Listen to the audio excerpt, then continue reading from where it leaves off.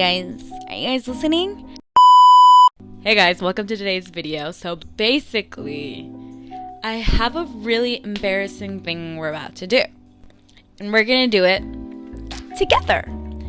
So, back in the day, I don't even know when, actually, I was probably around like 11 to 13 when I started reading Wattpad. Yay! Wattpad!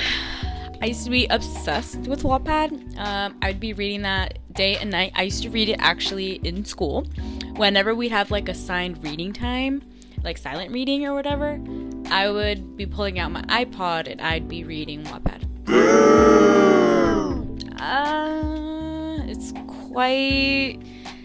It has chemically changed my brain a lot. So I thought it would be really fun if I revisited the Wattpad stories I used to read when I was younger. Yay! And I thought also that it'd be great to do it with you guys so I'm not traumatized by myself. Right now we're gonna go ahead and start in looking on Wattpad. I have logged in right now. And the things I see is actually really terrifying. I am screen recording so you guys are gonna be able to see what I am seeing. But yeah, this used to be all the old stories I would read. Most of the I can't even like look at this without like laughing, literally. Most of the stories I used to read were either mafia related, werewolf related, vampire related, or like celebrity related, like 5 Seconds of Summer. I used to eat that up. I think I literally have one. Where is it? But oh no, there it is. The 5 Seconds of Summer right there with Lauren. I don't know how to say her last name, but from Fifth Harmony. Look at that. Look, that cover is actually insane to me. Some of these were actually like really well written for being like circa 2012. I don't even know. Oh, this is so difficult. Wait, let me go to archive. There it is. Please, I've been trying to catch you boys all week. Look how many there were. Like literally, here's like Harry Styles, Luke Hemmings. I used to read a lot of Luke Hemmings. But the one that I used to read all the time was Alpha of the Rogues. This one was one of my favorite ones. No! It doesn't exist anymore. Well, that one was literally my favorite one. The Next Alpha King. Let's try that. This came out in 2013. The Next Alpha King. This is what I used to be reading. Chapter 1. I was really getting tired of everything. I just can't wait to turn 18 and move out with my best friend. I want to escape from this hole. I don't want to stay in the pack forever. Oh, I probably will have a mate outside the pack, so it'll be better off if I just move out. If I have a mate in the pack, I'll probably just try and persuade him to move out. Unlike the rest of the wolves, I actually wanted a life. I worked really hard on my grades, and I'm planning on being valedictorian of senior year. I don't want to be a she-wolf that doesn't have a job and relies on the pack house and her mate. I want to do something. I want to be somebody. So my best friend named Lily and I will probably get an apartment somewhere in Boston and drive to wherever we go to school. Of course, we aren't the type of best friends that have everything in common and have every class together like you see in the movies. We have our differences and similarities, but we seem to understand each other a lot. Well, I wanted to pursue my dream of becoming a psychologist, and she wants to be an artist.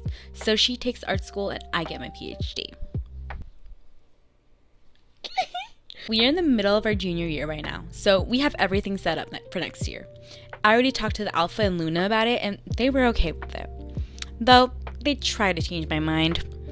Luke was a year older than me and is also the future Alpha. He doesn't even know that I exist. Even though he was good looking, I had set my boundaries to not go out with him. Lily, my best friend, was his little sister. If I went out with him, then it would be awkward between me and Lily.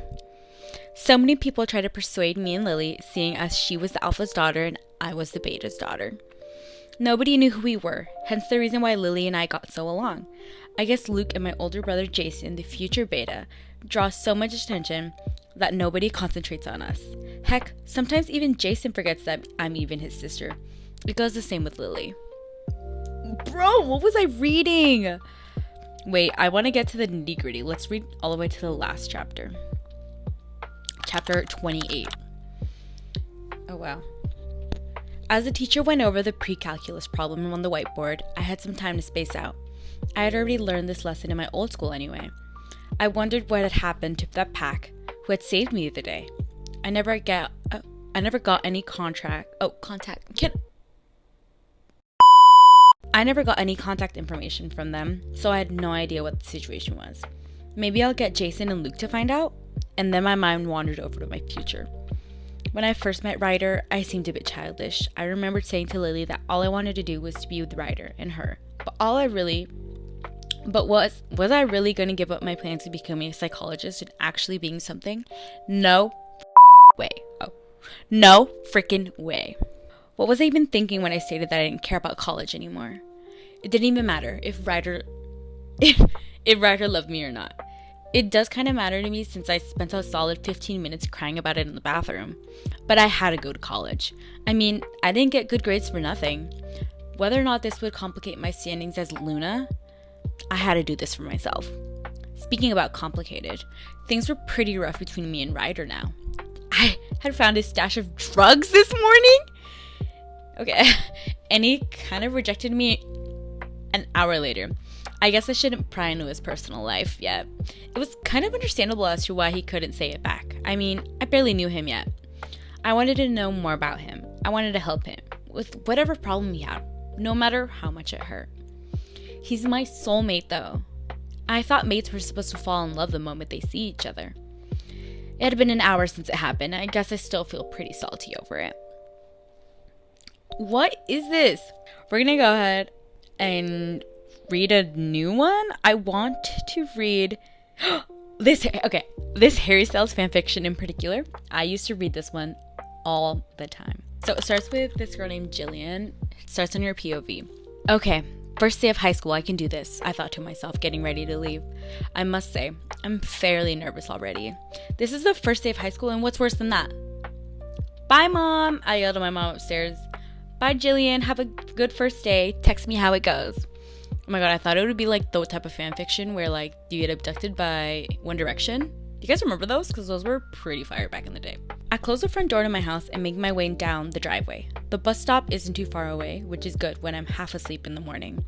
When I get to the bus stop, I say hi to a few other kids already there. I'm not close with any of them, so I pull out my headphones and wait until the bus comes. I need to get this like juicy, so I'm gonna skip through. This is she's talking to her friend, I think.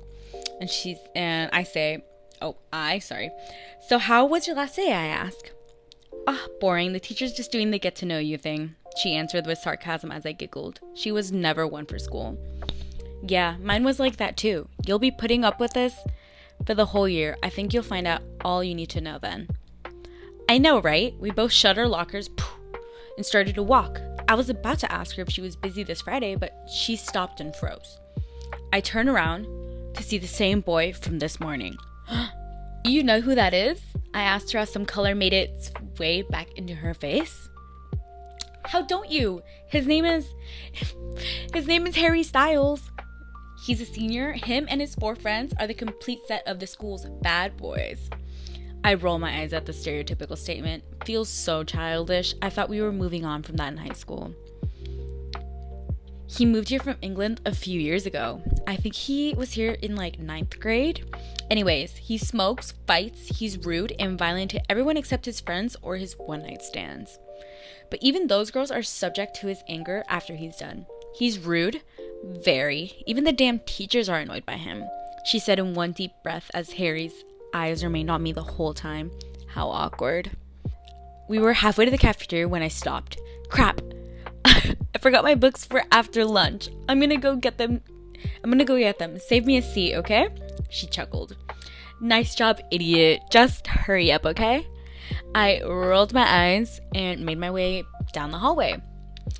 I I walked back up to my locker and thank God I remember the combination. I didn't see Harry lurking around anywhere, so he must have been in class. I opened my locker and grabbed my books. I was about to leave when suddenly a hand. Oh my God. A hand. Wait, where was I?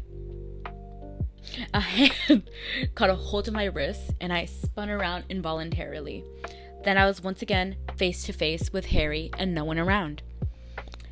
Ooh, should I do the accent? No, I should. Hey babe, what's your name? I'm Harry. He smirked as his green eyes absorbed the confidence of my own. He did remember talking to me this morning, right? Jill, I said softly. Well, you don't have a boyfriend, right? So he's very forward. Not going to judge yet. No? I said as sternly as I could to hold on to my depleting confidence I just had a second ago. Perfect. Now you're mine. Oh, he whispered as his body moved closer to mine, making me take a step back in the cold metal of the lockers. His arms pinned behind me, making me feel completely powerless. I get it. I can see why people are scared of him. I feel so threatened. That's not okay. What? You, he said, holding to me with his free hand, smirking like he's getting off on feeling more powerful than me. Asshole. Are mine, he said, pointing his finger to himself.